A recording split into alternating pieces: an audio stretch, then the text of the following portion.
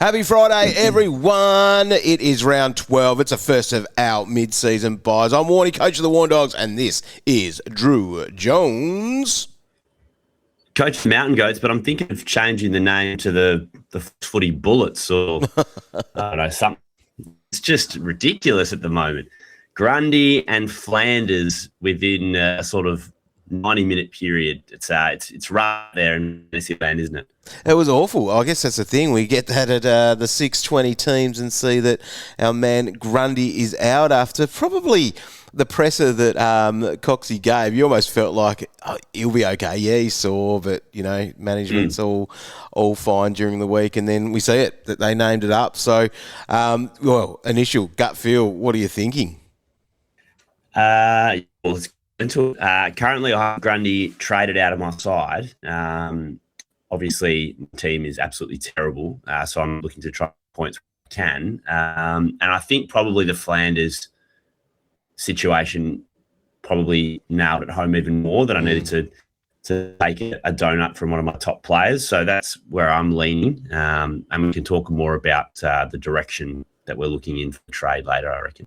We can, yeah. So let's go into last night's game, and I guess that's the big news there, looking at our man Sam Flanders, who went down with that Achilles injury, which sucks for him because he's been having a good year. He's sort of shifted back as well, being a bit of an asset for the side in what he's doing and having a great fantasy year, as we know, with that forward status and now the TPP with defender, mid and forward. So, yeah, it looks like, well, if it's the Achilles that we think it is, I'm not sure if there's any news I've seen this morning or anything, but probably rest of the season for him. But we did have some scores. Jack Sinclair just does his thing. He's just almost the most reliable dude. I think I was writing my stuff for the late mail today, just going, is he just like the reliable defender in our rolling 22? I think he's just the man, isn't he? And does a little bit of everything, which he had kick-ins and also some CBAs in it as well.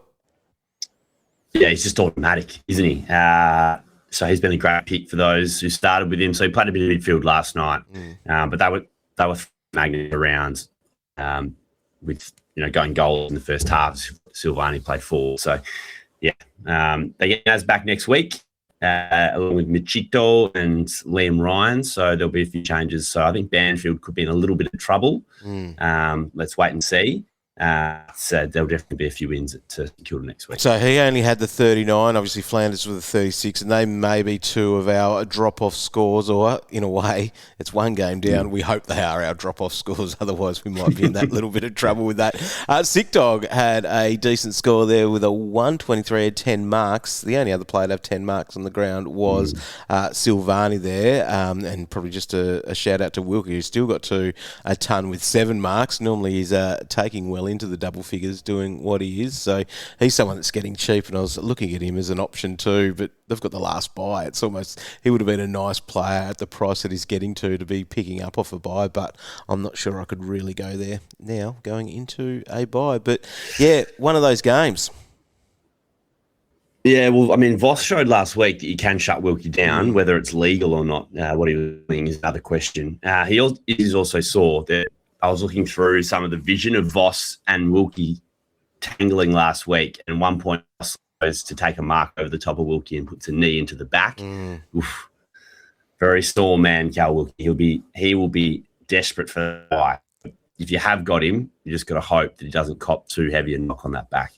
Exactly right. I think that's sounding like it might be worse than, he probably could have done with a bit of a rest even after that Darwin game. You think that could have got him through, but maybe he's just wanting to battle through it. Let's get into the teams then for round 12. We've got tonight's game, which is Carlton and Geelong at the MCG. Blake Acres, Jacob Wiedering comes back in. That means Dirksen has been omitted, and Matt Carroll after that knee, which sucks for him because he's been good. He is out as well. Tanner Bruin, after being managed last week, and that was that late out manage that we had, they've managed someone else, and that's Jack Martin. And this is just Cats 101, isn't it, we're seeing now. I think we'll see these management things for their players across this little period. Absolutely. So Bailey Smith against Carlton doesn't feel like there's a natural, real hard tag for him. The only one who could go with him really is Walsh. Preferably, I think we'd like to see head-to-head.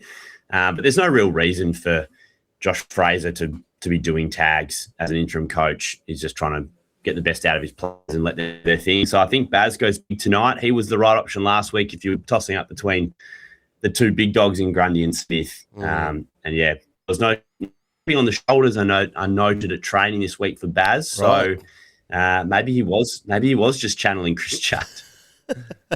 Well, he did in the third quarter last week as well when he did turn it on after copping the tag in the first half. He was very, very good with that one.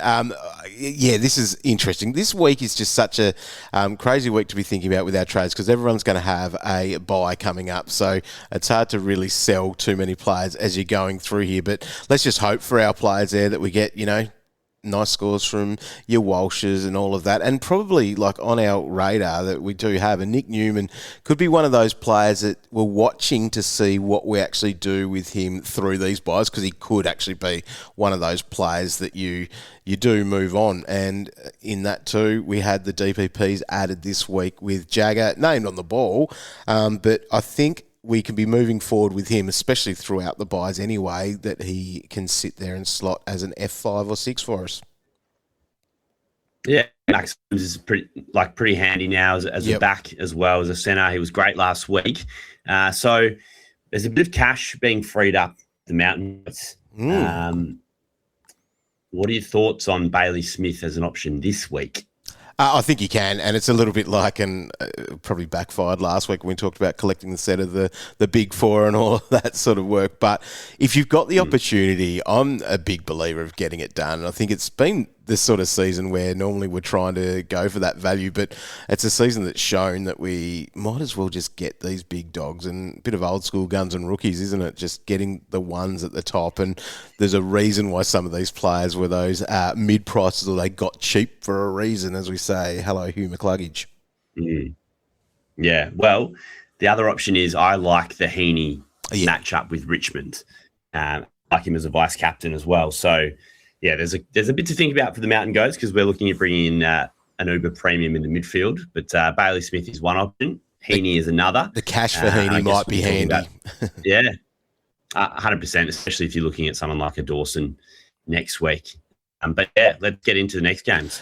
Which we've got Saturday, 1:15, Swans and Tigers. So there's the 4 changes there for the Swans. And Brodie Grundy managed is the massive one, which means that Laddams is in. Papley's out injured, as is Roses and Mills.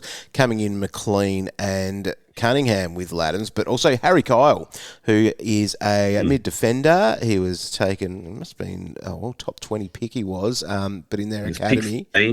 Yeah, $298K, so the price.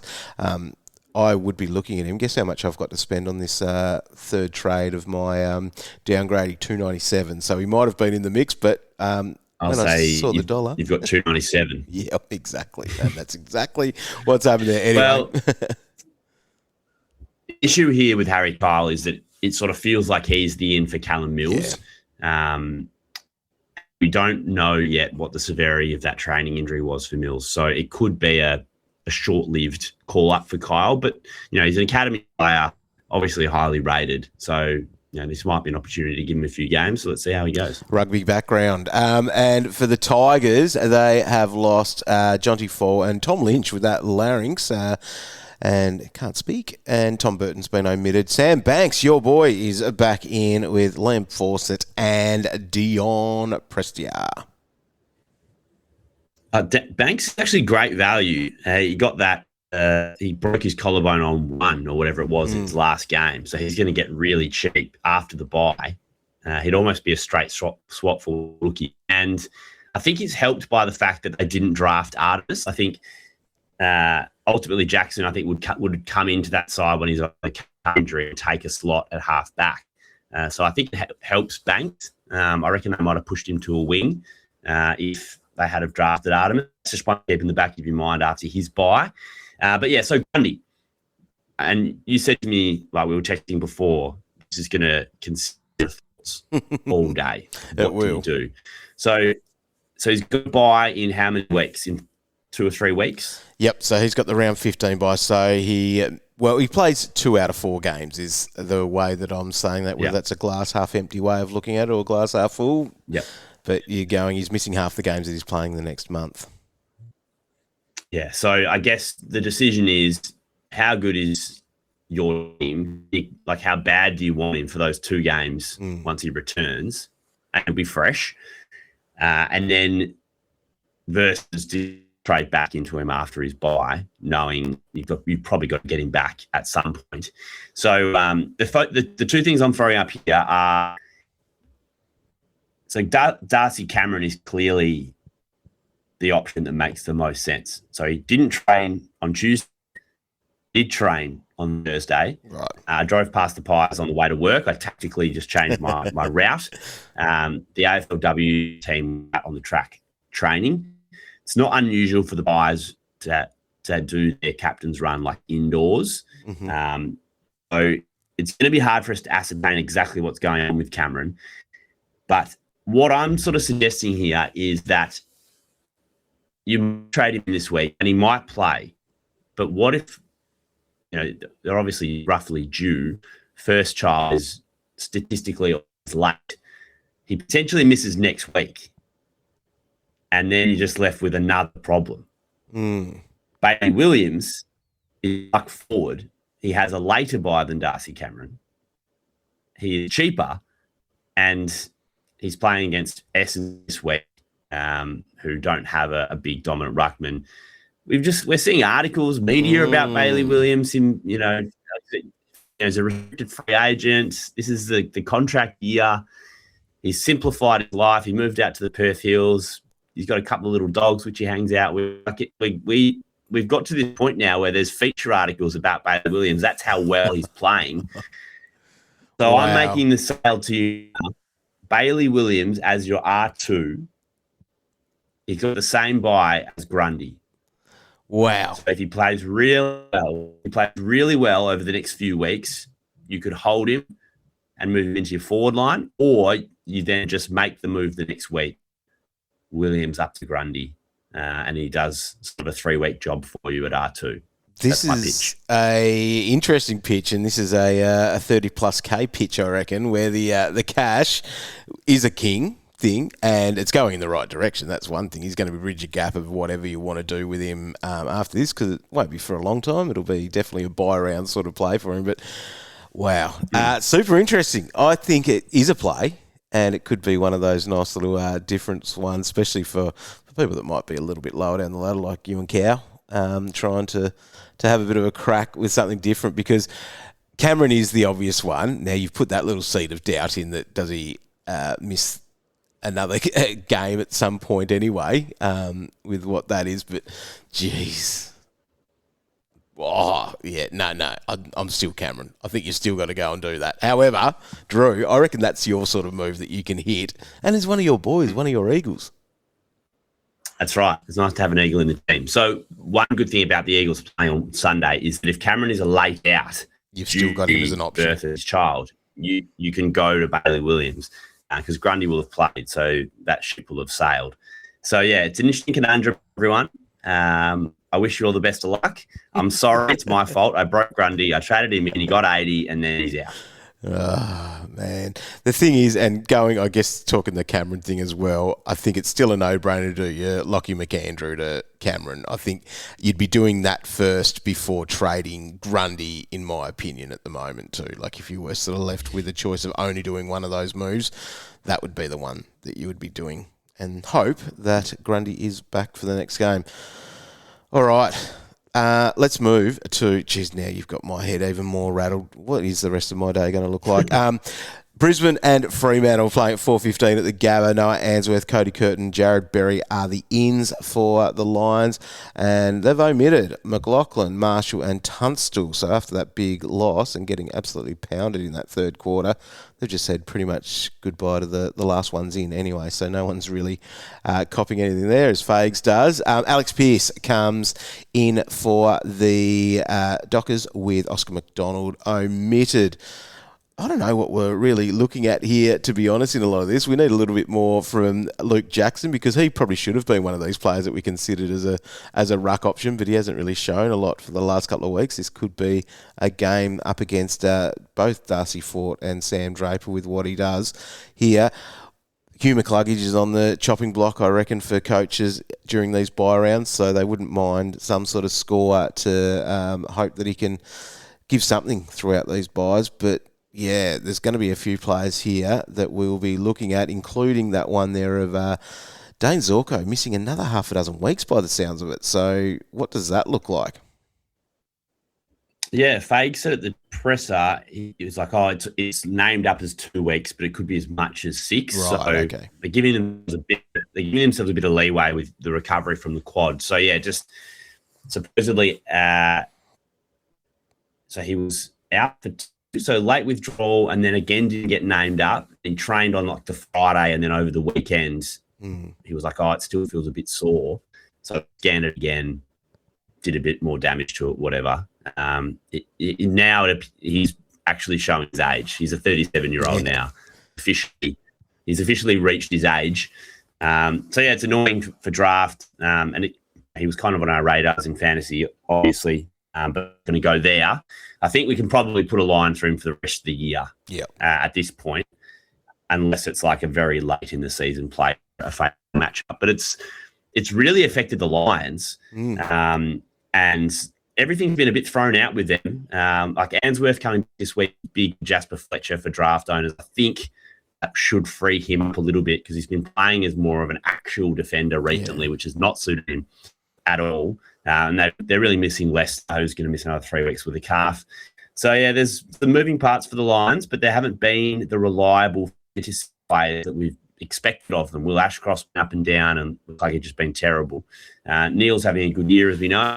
And then from a pro perspective, they're missing Sarong and Hayden Young. I just get the feeling this might be the week where they have their stumble. Yeah. If you got Jackson and Murphy Reed, you just kind of, you're just rolling with it. And yeah, it should be a good game of footy, but in terms of fantasy, not a lot there for.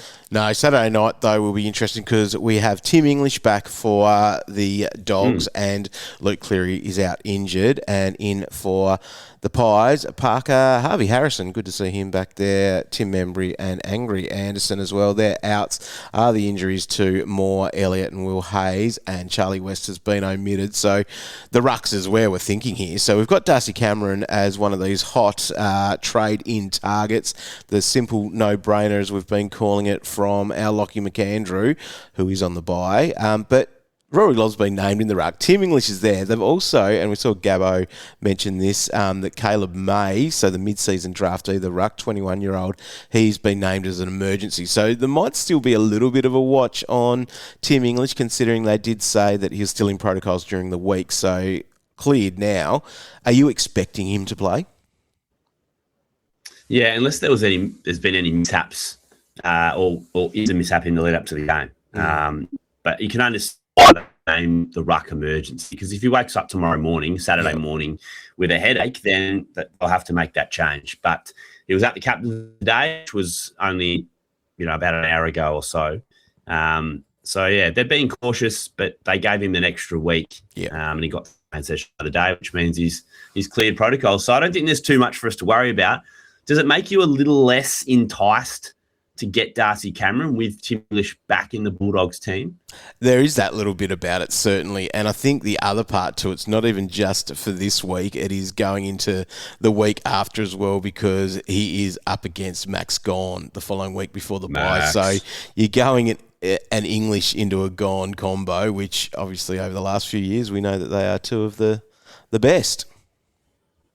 What about the ruckman they drafted?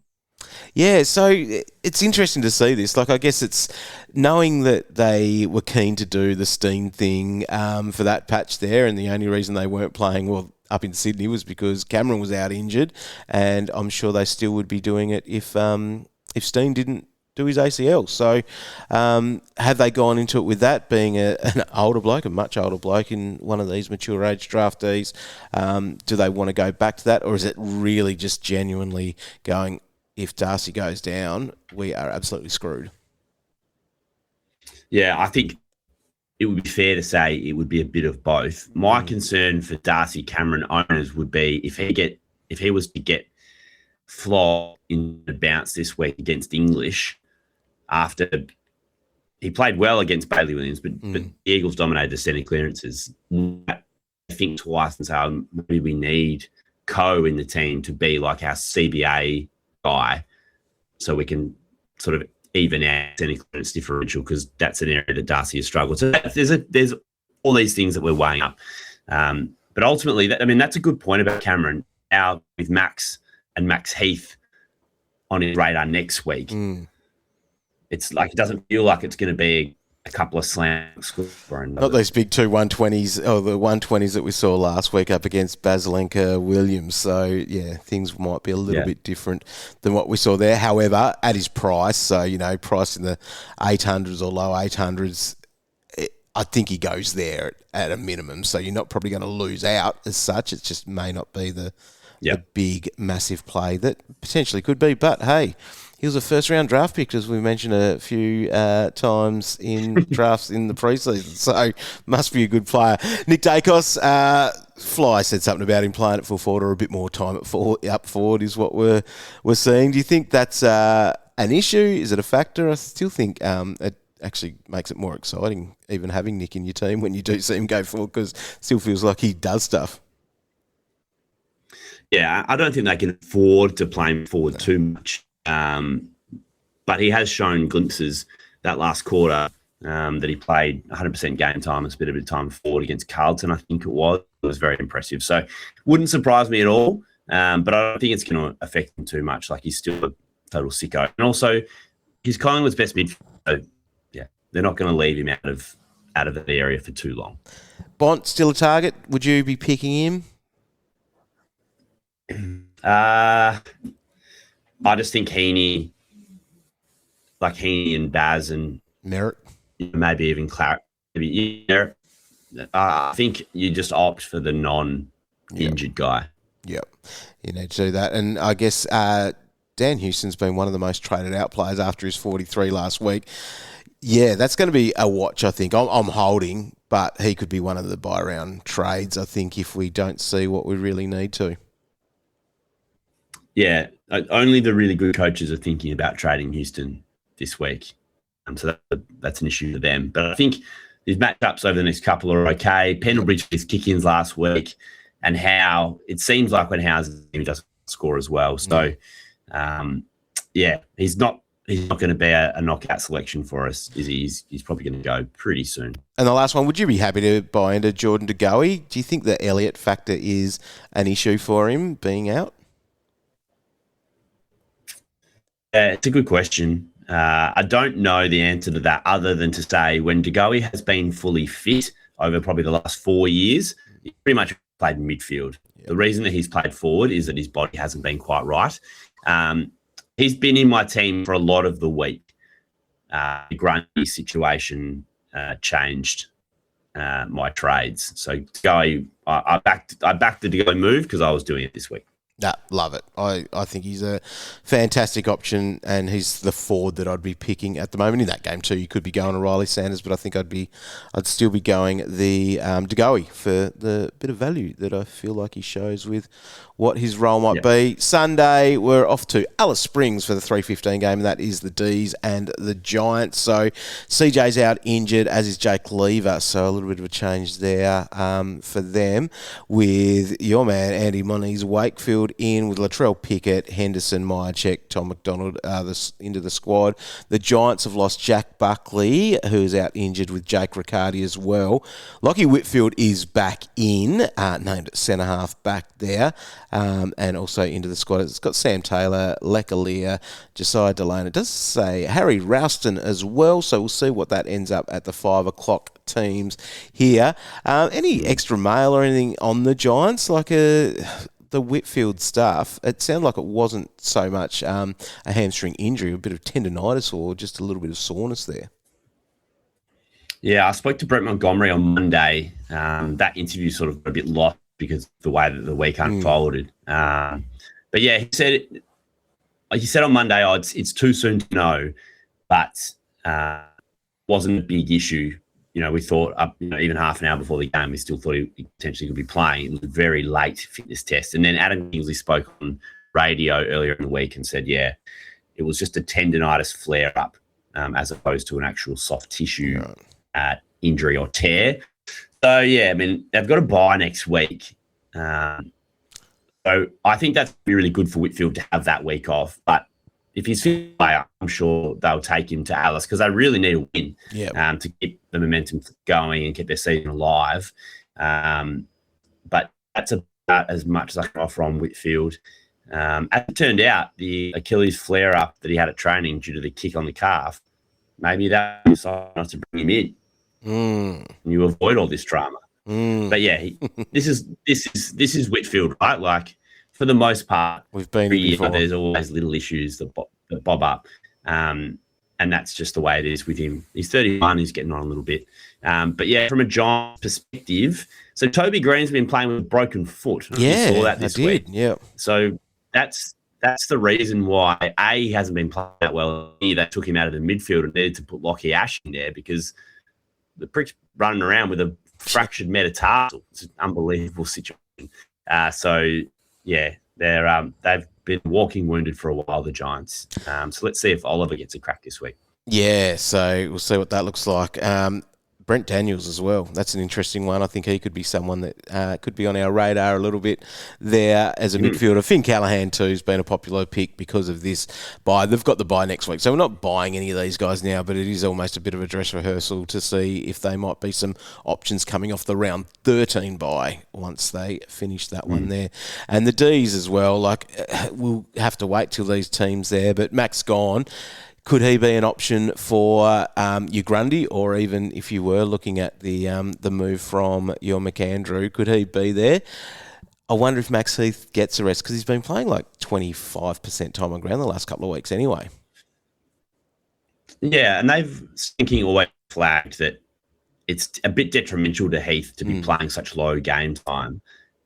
But while it's working for us, we'll keep doing it. But they send Max Heath back to the VFL so he can play a full game and get a bit of confidence back and a bit more run in the legs, match fitness, whatever. So, yeah, he went solo this week. I would say, sure. Yeah.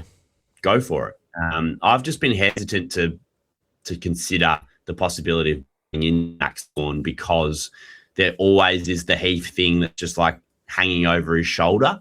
It sort of feels like, well, why wouldn't we just go for a solo ruck?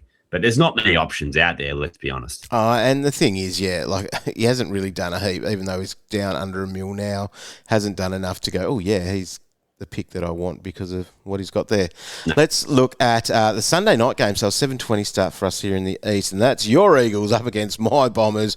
And I'd love to have like some sort of punt with you on that, but no, I don't, because who cares? This is not going to be great. Clay Hall, Tom Gross and Cooper Duff-Tytler are the ins to the squad there. No outs for the Eagles yet, but the Bombers, as we saw last week, they were the walking wounded with Andy McGrath out with that jaw. We've got Mason Redmond, a bit of a knee. Caldwell, they have made the call there that ankle is no good, even though they did list him as a test.